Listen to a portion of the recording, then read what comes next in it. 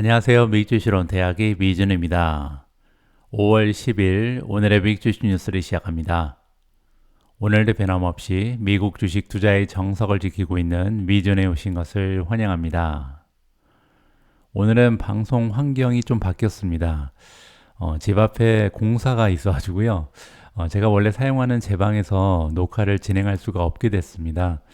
그래서 부랴부랴 장비 챙겨서 지금 밑으로 내려왔는데요. 아무래도 환경이 바뀌다 보니까 방송 퀄리티가 좀 떨어질 수 있다는 점 미리 양해 말씀을 좀 드리고 싶습니다. 오늘도 소중한 구독자분께서 남겨주신 댓글을 읽으면서 시작을 해볼까 합니다. 이번 댓글은요, 박신이님께서 남겨주신 소중한 댓글이고요. 미조님, 글로벌 반도체 장비 기업에 투자하는 ETF는 어떤 게 있을까요? 고견 부탁드려요 라고 질문을 남겨주셨습니다. 어제 방송에서 제가 반도체 장비 기업에 꼭 투자해야 되는 이유에 대해서 설명을 해드렸잖아요.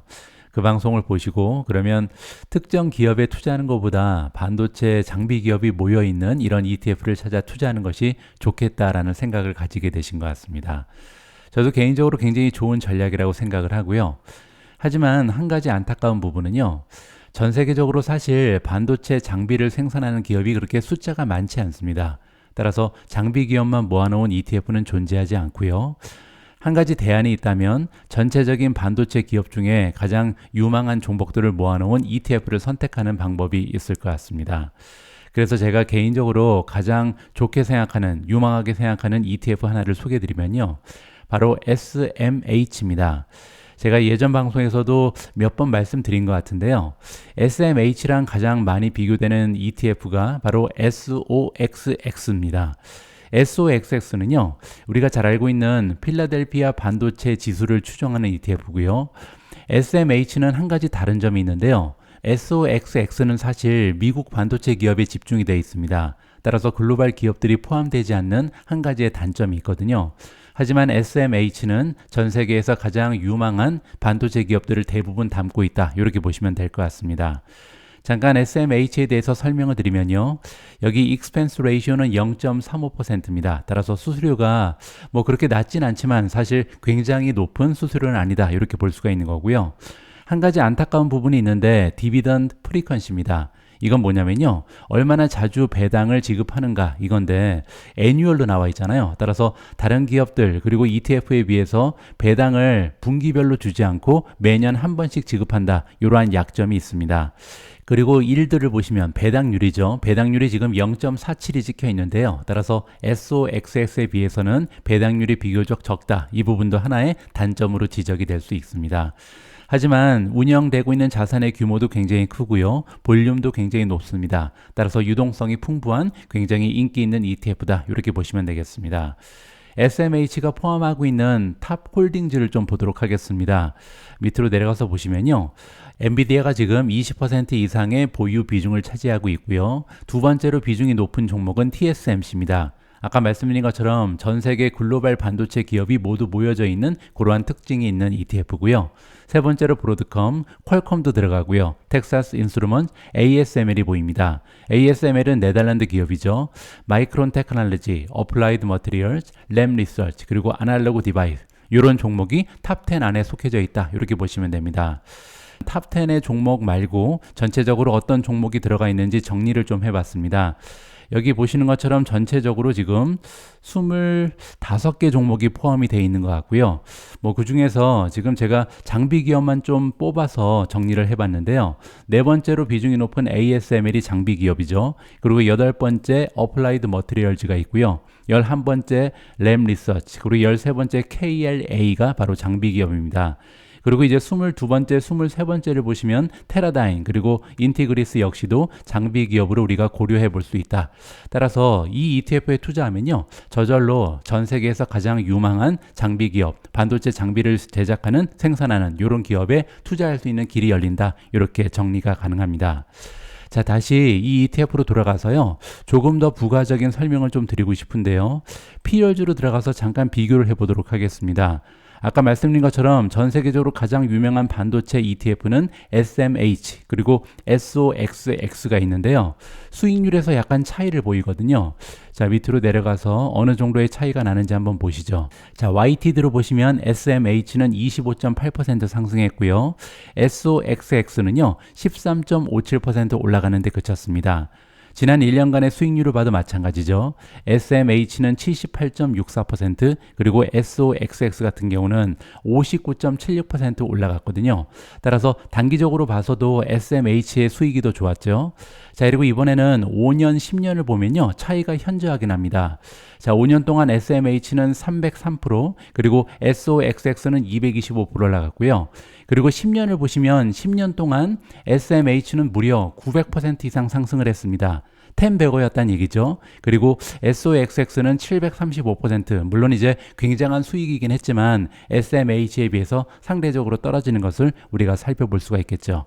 자, 이렇게 차이가 나는 이유 중에 하나는요, 아무래도 SMH가 조금 더 집중 투자를 한다, 이 점에 차이점이 있는 것 같습니다.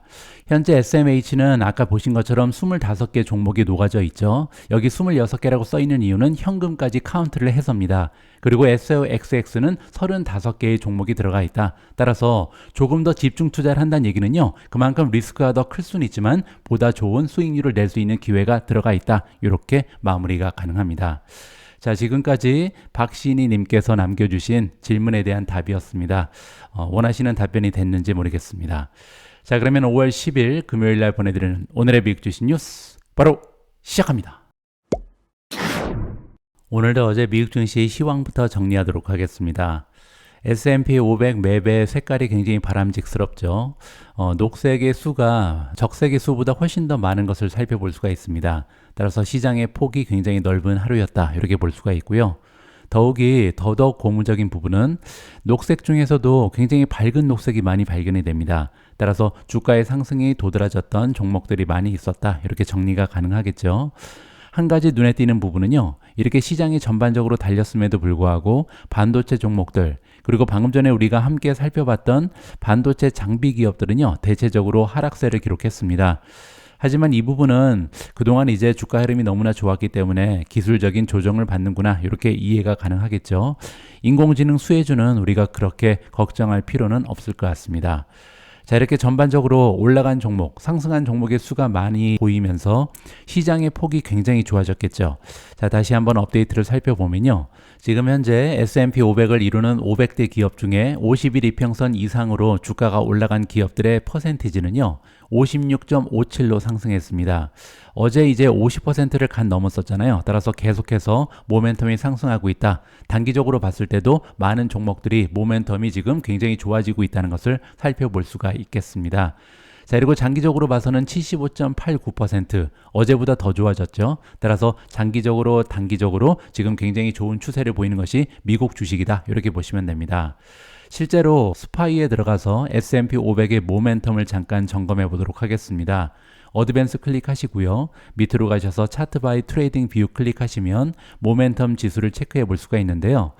자, 보시는 것처럼 26가지의 모멘텀 지표 중에 단 한 가지만 매도를 주장하고 있고요. 10가지는 중립, 그리고 15가지는 매수를 외치고 있습니다. 따라서 굉장히 좋은 모멘텀이 발견이 되는 거고요. 다음에는 우리가 집중 투자하고 있는 최고의 테크주 100개가 모여져 있는 QQQ의 현황을 살펴보도록 하겠습니다. 자, 똑같이 차트 바이 트레이딩 뷰 클릭하시고요. 자, QQQ의 테크니컬 분석을 살펴보니까요, 스파이보다는 약간 떨어지죠. 지금 현재 26가지 중에 3가지는 매도를 주장하고 있고요. 8가지가 중립, 그리고 15가지가 바이 의견을 주고 있습니다. 따라서 시장의 전반적인 모멘텀을 보면요, 테크주보다는 스파이가 더 좋다. 그 얘기는요, 전반적으로 마켓 폭이 넓어지면서 여기저기에서 좋은 상승을 꾀하고 있다. 테크주에만 몰리는 상승장은 아니다. 이렇게 정리가 가능할 것 같습니다. 다음에는 어제 3대 지수의 움직임을 살펴보겠습니다. 다우존스가 플러스 0.85% 상승하면서 가장 좋았고요. S&P 500이 플러스 0.51, 나스닥은 0.27% 상승했습니다. 따라서 지금 현재 테크주에 집중된 상승 추세가 아니라 전반적으로 시장의 폭이 넓어지면서 한꺼번에 올라가는 좋은 추세가 발견된다. 이렇게 정리가 가능하겠죠. 어제 성장주 중에 주가 흐름이 가장 좋았던 종목의 이름을 보시면요. 파가야 테크놀로지가 가장 위에 있습니다. 플러스 20% 폭등을 했고요.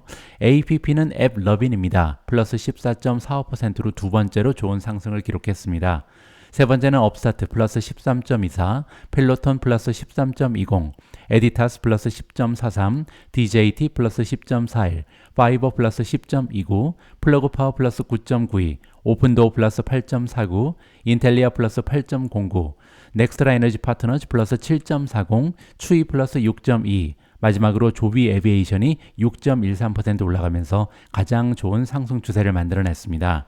자, 이 중에서도 파가야 테크놀로지 그리고 앱러빈 같은 경우는요. 어제 어닝을 발표하고 나서 주가가 급등을 했거든요. 잠깐 보여드리죠. 자, 일단 파가야 테크놀로지의 어닝 결과를 보시면요. 1분기에 논갭 EPS가 0.20을 기록하면서 시장의 전망치보다 4센트를 추가적으로 만들어냈습니다. 매출도 좋았는데요. 245밀리언, 그렇게 되면 시장의 전망치를 1,700만 달러 이상 초과 달성했고요. 그리고 작년 대비 성장률은 31.3%를 기록했습니다. 따라서 어닝도 그렇고 매출도 그렇고 시장의 전망치를 가볍게 넘어서는 좋은 실적이 발휘가 된 거죠. 자, 그런데 더 좋았던 부분이 바로 밑에 있는데요. 캐시플로우입니다. 캐시플로우 중에 이제 오퍼레이션이니까 영업현금 흐름이라고 보시면 되는데요. 20밀리언을 만들어냈습니다. 지금 현재 파가야 테크놀로지는 아직까지 규모가 굉장히 작은 기업이고요. 더욱이 적자 기업이잖아요. 자, 그런데 이러한 적자 기업이 지금 3분기 연속으로 영업현금 흐름이 플러스를 기록하면서 이제는 이 기업이 어닝이 플러스로 돌아설 때가 됐구나. 이러한 기대감이 올라갔다라고 보시면 됩니다. 더욱이 가이던스도 좋았는데요. 여기 보시면 레비뉴가 235에서 245밀리언 정도를 만들어낼 수 있다. 이렇게 발표가 나온 사항이고요. 시장의 컨센서스는 239.55였습니다. 따라서 어닝 결과 가이던스 그리고 지금 현재 영업현금 흐름이 3분기 연속으로 플러스를 기록하면서 굉장히 좋은 주가의 상승 추세를 만들어낼 수 있었다. 이렇게 정리가 가능하겠죠. 자, 다음에는 앱러빈입니다. 만만치 않게 좋은 실적이 발휘가 됐는데요. 1분기에 갭 EPS가 0.67을 기록하면서 시장의 전망치를 12센트 초과 달성했고요. 매출은 1.06빌리언, 그렇게 되면 시장의 전망치보다 8,500만 달러를 추가적으로 만들어냈고요. 작년 대비 성장률은요, 무려 48.2%입니다. 따라서 지금 현재 PE 레이쇼가 포워드로 31배인데 성장률은 48.2%다. 그 얘기는요, PEG가 1.0 아래로 떨어지는 굉장히 좋은 밸류에이션이 발견이 되는 거죠. 따라서 성장세에 비해서 아직까지 밸류에이션이 낮은 기업이다. 이렇게 우리가 정리가 가능합니다. 자, 그뿐만이 아니고요. 지금 현재 2024년 2분기에 대한 가이던스도 굉장히 좋았는데요. 1.06 혹은 1.08을 만들어낼 수 있다. 이렇게 발표가 나왔고요. 실제로 컨센서스를 보시면요. 1.01빌리언이었습니다. 따라서 다음 분기에도 시장의 전망치를 넘어서는 좋은 실적이 발휘가 될 것이다. 이렇게 긍정적인 소식을 전하면서 주가가 14.45% 급등을 했다. 이렇게 정리가 가능합니다. 다음에는 어제 미국 증시의 상승 추세에도 불구하고 주가가 많이 떨어진 성장주의 이름을 보도록 하겠습니다. 가장 위쪽을 보시면 로블록스가 무려 22.06%나 폭락을 했고요. 두 번째로 솔라엣지도 8.48% 하락했습니다. 세 번째로 에어비앤비가 마이너스 6.87, 그 밖에도 DXYZ이 마이너스 3.82, 로빈후드 마이너스 3.08, 차지포인트 마이너스 2.87, SMCI 마이너스 2.79, IIPR 마이너스 2.68, UiPath 마이너스 2.56, 포티넷 마이너스 2.5, 레딧 마이너스 2.51, 팔로알토 마이너스 2.42, 마지막으로 암홀딩즈가 2.34% 하락하면서 가장 좋지 않았습니다. 자, 그 중에서도 가장 위쪽에 세 기업이 굉장히 좋지가 않은데요. 세 기업 모두 어닝 결과 때문에 이렇게 많이 떨어졌습니다. 이 부분도 잠깐 정리를 해드리면요. 자, 가장 먼저 로블록스의 어닝 결과부터 살펴보도록 하겠습니다. 1분기에 갭 EPS가 마이너스 0.43을 기록하면서 시장의 전망치보다 10센트가 더 나왔습니다. 하지만 그럼에도 불구하고 아직까지 적자 기업이죠. 그리고 부킹, 레비뉴 두 가지의 수치가 나오는데요. 부킹은 뭐냐면요. 우리가 로블록스에 가서 로블록스에서 운영하고 있는 가상 화폐를 사야 됩니다. 로벅스라고 부르는 건데요. 이 로벅스를 소비자들, 즉 어린이들이 얼마나 많이 샀냐 여기에 따라서 예약액이 잡힌다. 이렇게 보시면 되고요. 이 예약액을 가지고 그러니까 로벅스를 가지고 나중에 게임을 즐길 때 지불을 할 거 아니에요. 이 지불된 금액이 바로 레비뉴, 매출로 잡힙니다.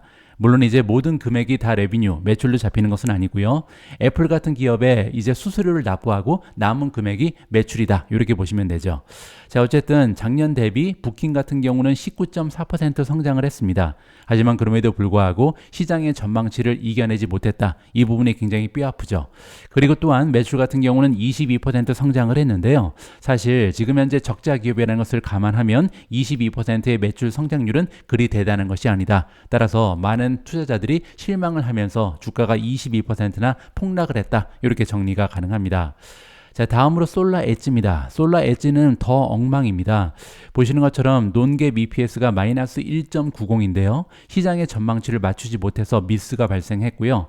매출 같은 경우는 전망치를 넘어서긴 했는데 작년 대비 성장률이요. 마이너스 78.3%입니다. 거의 최악이죠. 자, 그리고 밑으로 내려가서 가이던스를 보시면요. 다음 분기의 매출이 250에서 280 밀리언을 예상한다. 이렇게 가이던스를 제시했는데요. 시장의 컨센서스는 306이었습니다. 따라서 다음 분기의 가이던스가 시장의 전망치에 비해서 너무나 형편없이 제시가 된 거죠. 따라서 8.48% 떨어지는 수모를 겪을 수밖에 없었다. 이렇게 보시면 됩니다. 자, 하나만 더 보도록 하겠습니다. 에어비앤비인데요.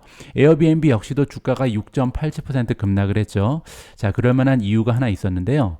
지금 실적을 먼저 보시면 1분기에 갭 EPS가 0.41로 빚을 기록했고요. 매출 역시도 작년 대비 18% 성장했습니다. 자, 그런데 문제는요. 가이던스를 보시면 2.68에서 2.74 빌리언을 예상한다. 자, 그런데 시장의 컨센서스는 2.74였거든요. 따라서 시장의 컨센서스에 비해서 가이던스가 조금 약했다. 이렇게 이해가 가능합니다. 다음은 미주온 탑13의 성적입니다. 어제 미주온 탑13에서 7종목이 상승을 했는데요. 대부분이 최근에 모멘텀이 뛰어났던 종목이다. 이렇게 보시면 됩니다. 비트코인이 2.6% 상승하면서 62,920에 와 있고요. 인피니온이 최근에 굉장히 좋죠. 어제 2.39% 추가적으로 상승하면서 일주일 만에 17.23%나 급등을 했습니다. 우버가 어제 2.3% 기술적인 반등을 했고요. 펄솔라가 1.52% 추가적으로 상승했습니다. 그러면서 이제 펄솔라 같은 경우는 6개월 동안 무려 46%의 급등 추세를 만들어내고 있고요. 그 밖에도 아마존이 0.80, 마이크로소프트 0.43% 올라갔고요. 마지막으로 벌티보 홀딩즈가 0.27% 추가적으로 상승하면서 이제 한 달 만에 19.7% 그리고 6개월 만에 145%라는 엄청난 상승 추세를 기록하고 있습니다. 자, 나머지 종목은 떨어졌는데요. TSMC는 마이너스 0.56, 마이크론 테크놀로지 마이너스 1.27, 테슬라 마이너스 1.57, 엔비디아 마이너스 1.84, 팔란티어 마이너스 1.95, SMCI가 가장 좋지 않은 주가의 흐름을 보였습니다. 오늘 첫 번째로 준비된 기사는 미국 증시에 대한 전망입니다. 지금까지도 신나게 잘 달려왔는데요. 과연 앞으로 미국 증시는 계속해서 좋은 추세를 보여줄 수 있을지 이번 기사를 통해서 점검을 해보도록 하겠습니다. 기사의 제목을 보시면요. 금리 인하 시기가 계속 늦춰지고 있는데 괜찮다, 너무 걱정할 필요 없다, 이러한 내용입니다. 미국 증시의 역사는 연방준비제도 이사회가 금리 인하를 계속 꺼리는 것에 대해 걱정하고 있는 주식시장 강세론자에게 안도감을 줄 수 있다고 합니다. 따라서 미국 증시 역사를 살펴보니까 긍정적인 기록이 남아있다. 이렇게 보시면 되겠죠. 연준이 마지막으로 기준금리를 동결한 지 이제 280여 일이 지났습니다. 굉장히 오랫동안 기준금리가 동결되고 있는데요. 이는 현대 미국 주식시장 역사상 두 번째로 긴 동결 기간이라고 합니다. 그러나 역사적 통계에 따르면요. 이러한 긴 일시 정지는 종종 주식시장의 견조한 상승을 동반한다는 사실이 있다고 합니다. 조금 더 자세한 내용을 봐야겠죠. 내셔널와이드 투자 리서치 책임자인 마크 해켓이 나오는데요. 수요일 메모에서 이렇게 얘기했습니다. 연준이 금리 인하 일정을 연장하는 상황에서 과거 데이터를 살펴보면요. 연준의 금리 동결 기간이 길어질수록 주식 수익률이 상승하는 경우가 많았다라고 얘기했습니다. 여기 그래프 하나가 나오는데요. 여기 주황색 같은 경우는 얼마나 오랫동안 금리가 동결되는가 이 기간을 얘기하는 거고요. 파란색이 S&P 500의 상승 추세입니다. 보시는 것처럼 동결 기간이 길면 길수록 상승 추세가 도드라졌다. 이렇게 정리가 가능하겠죠. 자세한 수치는 조금 있다가 소개가 되는 것 같고요. 실제로 100일 이상 일시 중지된 기간 동안 주식시장은요. 평균적으로 13%나 상승을 했습니다. 따라서 이러한 역사적 사실은 투자자들이 낙관적인 전망을 할 수 있는 근거가 될 것이다. 이렇게 살펴볼 수가 있겠죠. 투자자들은 사실 2024년에 3월부터 6번의 금리 인하를 예상했었습니다. 얼마 전까지만 해도 그랬죠. 하지만 인플레이션 수치와 기타 경제 지표가 부진하자 연준은 기준금리를 동결했고요. 투자자들은 이제 9월부터 약 2차례 금리 인하를 예상하고 있는 상황입니다. 따라서 4월 들어 증시는 주춤했지만 금리 인하 기대감의 약화를 상당 부분 극복했습니다. S&P 500은 올해 들어서 현재까지 8.7% 상승 추세를 보이고 있고요. 지난해 10월 마지막 금리 인상 이후에는 무려 12% 이상 상승한 상황입니다. LPL 파이낸셜의 수석 주식 전략가인 제프 부빈더가 나오는데요. 이 전문가에 따르면 지난 50년간 S&P 500 지수는요. 이렇게 일시 정지 기간 동안 평균적으로 6% 상승한 적이 있다고 합니다. 사실상 6%면 그렇게 좋은 결과는 아니죠. 하지만 그에 따르면 고무적인 부분이 있는데요. 최근 들어서 즉 1989년 이후에는 6번의 일시 정지 기간이 있었고요. 이때는 더 길어지는 경향이 있었다. 따라서 일시 정지 기간이 점점 더 길어지고 있고요. 그리고 주식시장은 평균적으로 13.1%나 상승을 기록했다고 합니다. 따라서 지금이 우리가 12% 올라갔잖아요. 7월부터. 따라서 지금 추세보다 오히려 과거의 평균치는 더 좋았다. 이렇게 긍정적인 역사적인 사실을 발견할 수가 있는 거죠. 따라서 그 기간 동안 S&P 500 지수의 상승 속도 그리고 상승폭은 지금 우리가 보고 있는 것과 일치한다. 아니면 오히려 더 좋았다. 이렇게 보시면 되고요. 연준이 경제 약화로 인해서 강제로 금리를 인하해야 될 때는 주식이 매도되는 경향이 있지만 지금과 같은 환경에서는 그렇지 않다라고 얘기합니다. 굉장히 중요한데요. 우리가 보통 금리가 인하되면 주가가 올라간다 이렇게 생각을 하는데요. 만약에 금리 인하하는 이유가 리세션이 오기 때문이다. 이렇게 되면요. 오히려 주가가 떨어질 수밖에 없습니다. 왜냐하면 주가는 실적 곱하기 멀티플이잖아요. 자, 그런데 만약에 리세션이 찾아온다면 기업의 실적은 형편없이 저하될 가능성이 높고요. 그렇게 되면 밸류에이션도 한꺼번에 떨어질 수 있죠. 따라서 리세션 때문에 금리를 인하하는 건지 아니면 인플레이션이 잡혀서 금리를 인하하는 건지 이건 굉장히 중요하다는 점을 우리가 기억할 필요가 있을 것 같습니다. 자, 과거의 예랑 비교를 하도록 하겠습니다. 현재 금리보다 더 긴 금리 동결은요. 2006년에서 2007년에 446일 동안 지속된 적이 있다고 합니다. 그때 S&P 500 지수는요. 그 기간 동안 무려 22.1% 상승을 했고요. 하지만 이 시기는 2007년, 2009년 금융위기와 그에 따른 시장 붕괴가 시작되기 전이었기 때문에 일부 투자자들이 우려할 수 있죠. 그러나 부빈더에 따르면요. 그때는 은행 시스템의 과도한 레버리지가 이러한 수익률에 영향을 미쳤기 때문에 좋은 비교 대상이 아닐 수 있다라고 얘기합니다. 우리가 잘 알고 있는 것처럼 2008년, 2009년 금융위기는요. 서프라임 모기지 사태죠. 따라서 그때랑은 상황이 많이 다르다. 지금은 금융기관이요. 굉장히 타이트하게 레버리지를 컨트롤하고 있다. 이 부분을 우리가 좀 생각하면 좋을 것 같습니다. 자, 그리고 또 다른 기간이 나옵니다. 2000년에서 2001년인데요. 이때는 주가가 하락했던 단 한 번의 긴 휴식기였다. 따라서 금리는 가만히 있는데 주가만 떨어졌죠. 당시 S&P 지수는요. 경기 침체와 함께 회계 스캔들이 겹친 상황에서 7%나 하락을 했고요. 이는 현재 환경과는 다른 상황이다. 따라서 비교 대상이 아니다. 다시 한번 일축하고 있습니다. 부빈더는요. 1995년에서 1996년의 일시 정지가 굉장히 기간도 길었고요. 경제가 연착륙하는 동안에 일어났다. 따라서 굉장히 비슷한 시기였다는 거죠. 따라서 더 강력한 유사점을 발견할 수 있다라고 주장을 합니다. 이후 경제와 시장은요. 닷컴 버블을 부추긴 무분별한 활기로 과열되긴 했습니다. 하지만 그럼에도 불구하고 그러한 시기는요. 일시 정지가 끝난 지 4년 이후에 발견이 되거든요. 그리고 또한 1995년에서 1996년은요. 인터넷 구축의 초기 단계로 현재 인공지능 투자 증가와 비슷한 시기에 있습니다. 따라서 지금 현재는 가장 부합하는 과거의 역사는 1995년에서 1996년이 아닐까 이렇게 우리가 좀 기대를 해볼 수가 있는 거죠.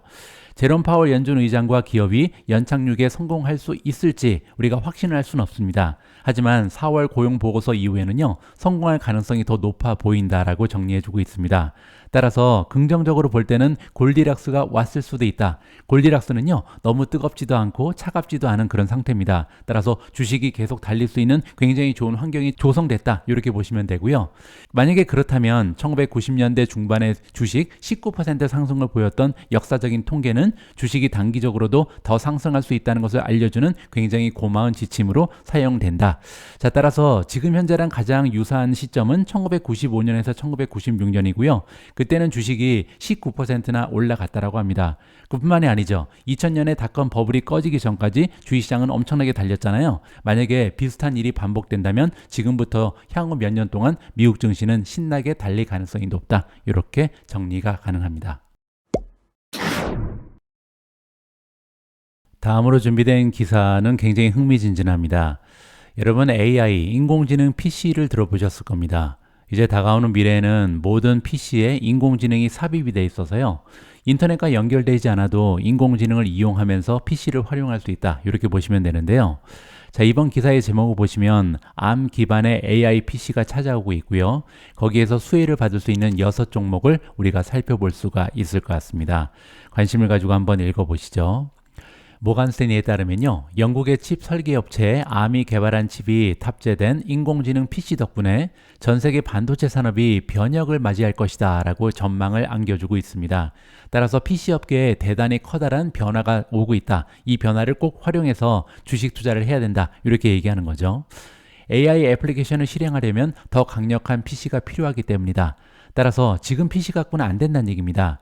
예를 들고 있는데요. 마이크로소프트가 노트북에서 자사의 AI 도구인 코파일럿을 제대로 실행하기 위해서는 초당 45테라 연산이 가능한 컴퓨팅 성능을 갖춘 새로운 AI PC가 필요하다. 이렇게 언급한 것을 지적했습니다.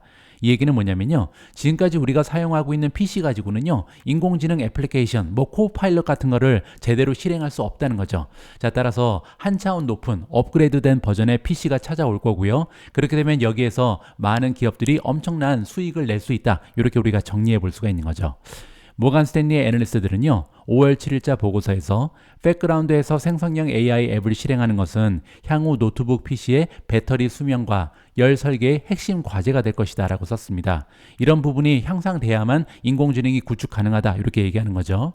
ARM 기반 중앙 처리 장치, 우리가 보통 CPU라고 부르는 거죠. Central Processing Unit의 약자고요.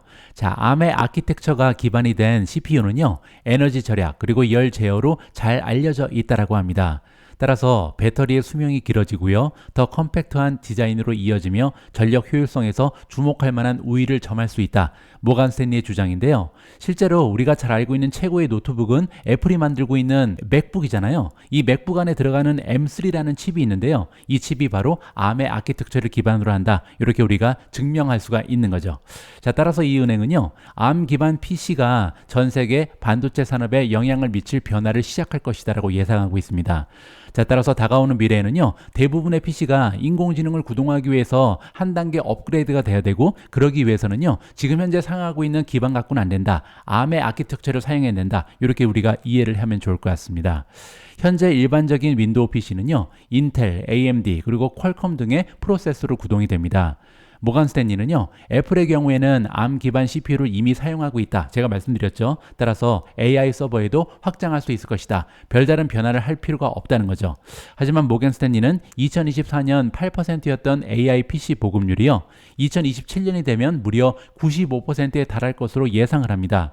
그 얘기는요. 불과 몇 년 만에 지금 전체 시장의 95%는 인공지능으로 바뀔 것이다. 이렇게 얘기하는 거죠. 지금 PC와는 다른 PC를 사용할 것이다. 이렇게 보시면 됩니다. 이 부분은요. 우리가 모바일 폰의 역사를 살펴보면 조금 더 이해가 빨리 될 것 같습니다. 한때는요. 세상 대부분의 사람들이 모토로라라든지 노키아의 폰을 사용하던 시기가 있습니다.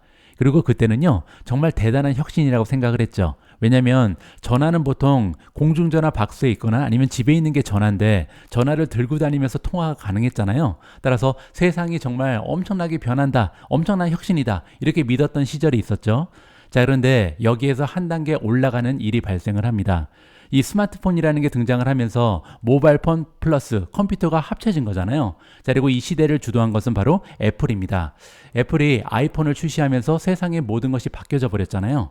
제가 볼 때는 지금 우리가 바라보고 있는 AI PC가 비슷한 형태의 이런 혁신을 가져오는 것이 아닌가. 왜냐하면 PC라는 자체가 엄청난 혁신이었고요. 과거 몇십 년 동안 이 PC 때문에 세상이 많이 변했죠. 자, 그런데 이제는요. PC 안에 인공지능이 들어오면서 이 스마트폰이 나타났을 때랑 비슷한 그런 현상이 발생되는 것이 아닌가 이렇게 우리가 기대를 해볼 수가 있겠죠. 자, 어쨌든 2028년까지 한 4년 안에 엔비디아와 팹리스 반도체 회사 미디어텍이 윈도우즈 온 암, 윈도우즈 온 암은요, 암의 아키텍처로 만든 인공지능 PC를 얘기하는 거고요. 자, 이러한 PC가 만약에 시장의 50%만 차지할 수 있게 되면요, 2028년 WA PC 칩, 즉 인공지능 PC의 칩 출하량은 6,500만 대에 달할 수 있다고 합니다. 자, 그런데 문제는요, 지금 현재 이러한 인공지능 칩의 출하량은 200만 개에 불과하거든요. 그 얘기는 불과 4년 만에 시장의 크기가 30배 이상 올라간다. 엄청난 일이 발생할 수 있다는 거죠. 자, 따라서 어떠한 수혜주가 있는지 우리가 관심을 가질 필요가 있는데요. 모간 스탠리에 따르면요, TSMC라든지 미디어텍, 엔비디아, 퀄컴, 마이크로소프트, 그리고 암홀딩즈 자신들 또한 수혜를 입을 것이다. 이렇게 전망을 제시했습니다. 자, 그리고 또 한 부분, WA 디바이스의 리소스를 투입하는 PC OEM 제조업체도 혜택을 받을 수 있다. 자, 당연하겠죠. 세상의 모든 소비자들이 이제 구닥다리 PC를 버리고 새로운 인공지능 PC를 사게 되면요, 엄청나게 많은 PC가 판매가 되겠죠. 그렇게 되면 델이라든지 HP처럼 이제 PC를 만드는 기업들, OEM 제조업체들도 많은 혜택을 받을 가능성이 높다. 이렇게 정리가 가능합니다. 자, 따라서 지금 현재 엄청난 일이 다가오고 있습니다. 예전에 모바일폰이 등장했을 때도 우리는 세상이 개벽했다 이렇게 생각했었는데, 이 모바일폰에 컴퓨터가 들어가면서 스마트폰이 나타났잖아요. 자, 지금 현재도 마찬가지죠. PC만으로도 엄청난 혁신이었는데, 이 PC에 만약에 인공지능이 들어가게 되면요, 한 차례 더 세상 최고의 혁신이 발견될 수 있다. 그리고 그 중심에는요, 이러한 기업들이 서 있다. 그리고 이런 기업들이 많은 수혜를 입을 수 있다라고 정리가 가능할 것 같습니다. 다음으로 준비된 기사에는요, 영국의 에너지 기업 BP가 나오고요. 그리고 테슬라가 등장합니다. BP가 미국 확장을 위해서 테슬라의 슈퍼차저 사이트를 매입할 계획에 있다라는 굉장히 흥미진진한 기사입니다. 자세한 내용을 한번 살펴보시죠. BP PLC의 전기차 충전 부분은요, 미국 전역에 테슬라 슈퍼차저 그리고 그 뒤에 있는 직원들을 인수하고 싶어 하고요. 네트워크 확장에 10억 달러를 투자할 것을 공표했다라고 합니다. 이 회사는요, 네트워크 확장을 위해 적극적으로 부동산 인수를 모색하고 있고요. 이는 최근에 있었던 테슬라의 발표 이후 더욱 집중되고 있다고 합니다. 최근에 여러분들 기억하시는 것처럼 테슬라가 이 전기 충전 네트워크의 확장 추세를 좀 둔화시키겠다, 이런 발표를 했잖아요. 이런 기회를 잡아서 확장하겠다, 이렇게 지금 BP가 밝히고 있는 거죠. 2030년까지 BP는요, 10억 달러를 투자할 예정에 있고요. 이 중에 절반은 향후 2년에서 3년 내에 미국 전역에 3,000개 이상의 충전소를 설치하는 데 사용할 예정이다. 따라서 향후 2, 3년 내에 엄청나게 충전소의 개수를 늘릴 계획이다. 이렇게 보면 되겠죠. 자, 이러한 전략의 핵심은 기가 허브라고 부르는 12개 이상의 충전기를 갖춘 대규모 허브를 구축하는 것이다. 따라서 충전기 한두 개 설치하는 자그마한 이렇게 소규모의 충전소가 아니라요, 12개 이상의 충전기를 설치한 굉장히 커다란 사이트를 모색하고 있다. 이렇게 보시면 될 것 같습니다. 일론 머스크는 이달 초에 전기차 충전 네트워크를 더 느린 속도로 확장할 계획으로 테슬라 슈퍼차저 팀 대부분을 해고했습니다.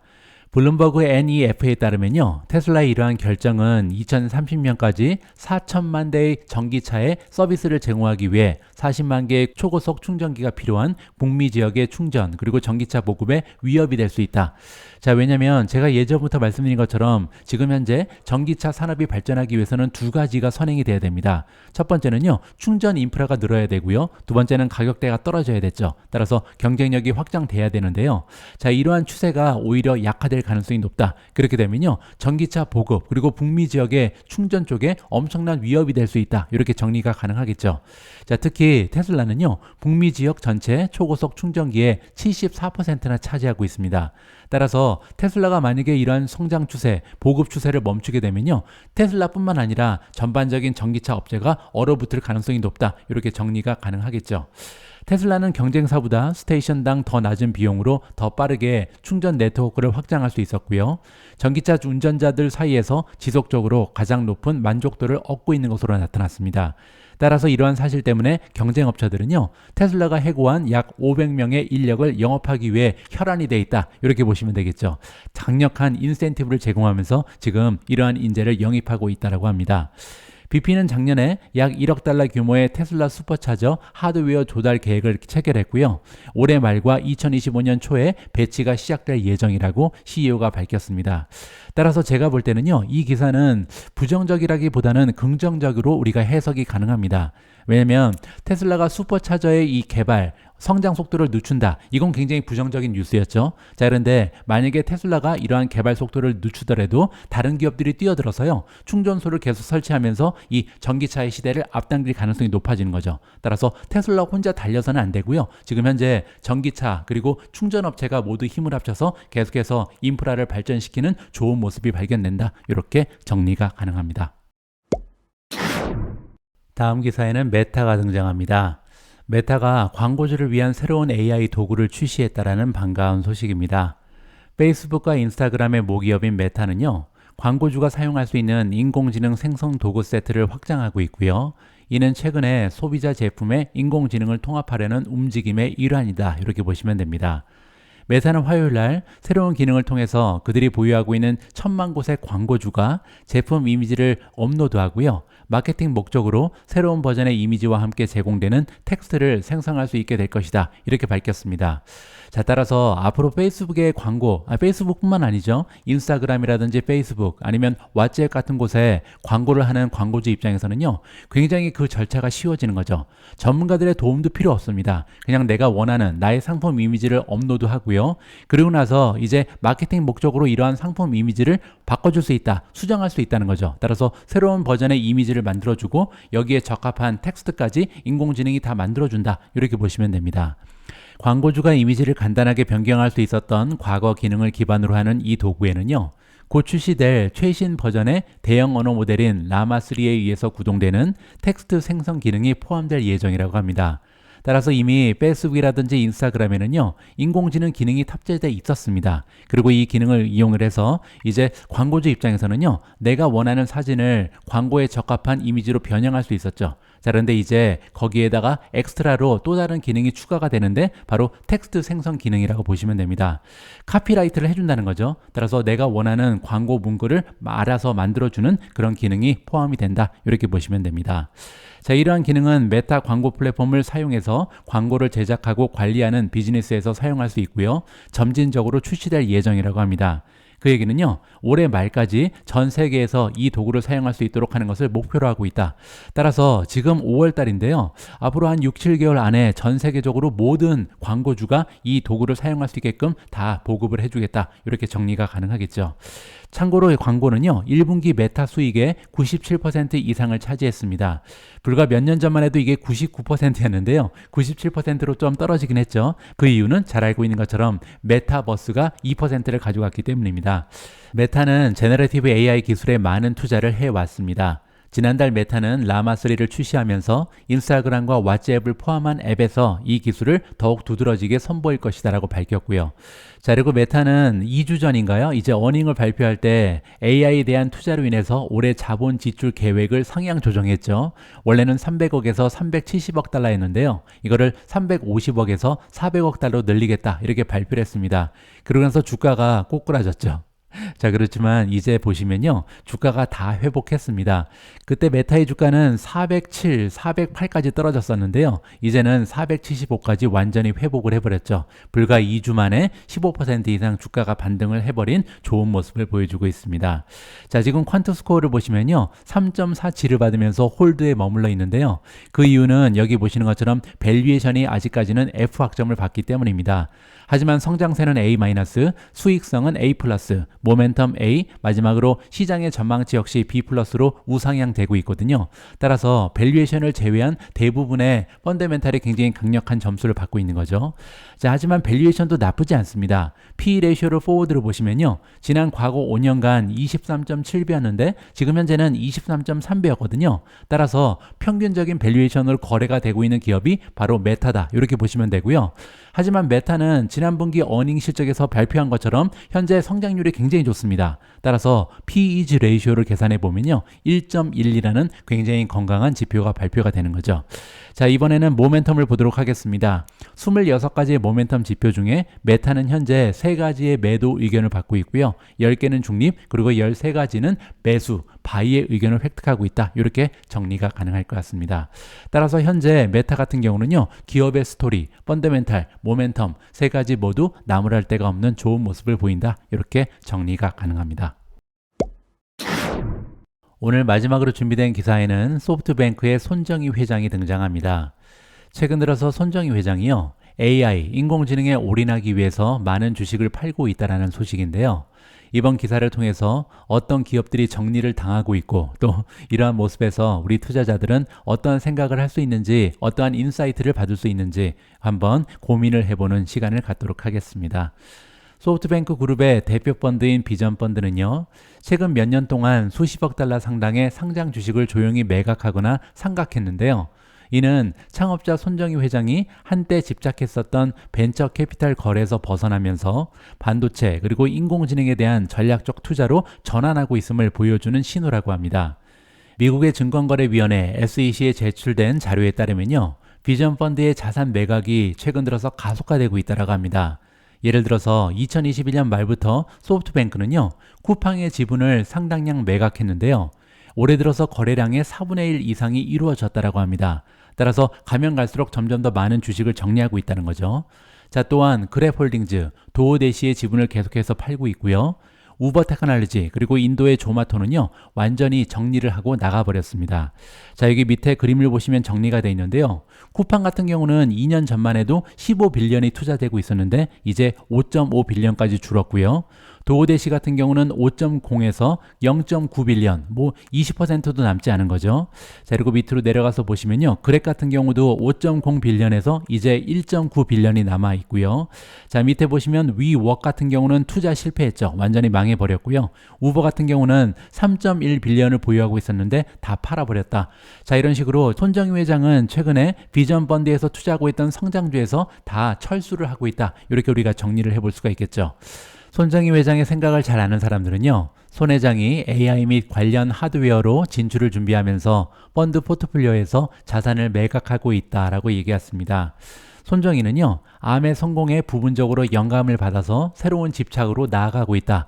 자, 이번에 집착하는 부분은 바로 인공지능이다. 이렇게 보시면 되겠죠. 이 칩 디자이너 암의 시장 가치는요, 지난해 시장에 데뷔한 이후에 약 1060억 달러로 치솟아서 소프트뱅크가 보유하고 있는 90% 지분의 가치는요, 이제 소프트뱅크 전체보다 더 높아졌습니다. 손정희의 프로젝트 중 하나는요, 엔비디아에 대항하기 위해서 1000억 달러 규모의 칩 벤처에 자금을 지원하고 AI 서비스 개발을 위한 반도체를 공급하는 것이다. 이렇게 나와 있고요. 물론 이러한 계획은 아직까지는 유동적이다. 확정된 것은 아니다. 이렇게 기사에서 알려주고 있습니다. 자, 어쨌든 이러한 손정희 회장의 움직임에서 우리 투자자가 느낄 수 있는 거는요, 세상에는 엄청나게 많은 기업들이 있고요. 이런 기업들을 하나하나 보면요, 대단한 기업들 그리고 매력적인 투자처가 많이 발견이 됩니다. 하지만 그럼에도 불구하고 지금 우리가 관심을 가져야 되는 부분은 바로 인공지능이고요.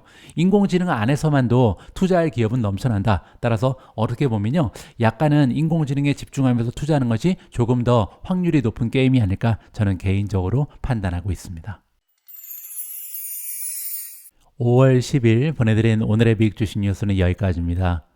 오늘은 조금 다른 환경에서 녹화를 진행하다 보니까 퀄리티가 좀 떨어질 수도 있는데요. 여러분들 오늘 방송에서도 투자 활동에 대한 도움을 좀 받으셨는지 모르겠습니다. 자, 이제 주말입니다. 여러분들 주말 동안은 다시 한번 말씀드리지만 주식시장에 대한 걱정은 좀 내려놓으시고요. 편한 마음으로 행복하고 즐거운 시간 만끽하시기 바랍니다. 저는 다음 주에도 여러분들 투자 활동에 도움될 수 있는 다양한 기사 취합해서 다시 찾아뵙겠습니다. 우리 모두가 미국 주식 투자로 은퇴하는 그날까지 다 함께 화이팅입니다. 행복한 하루 되세요. 감사합니다.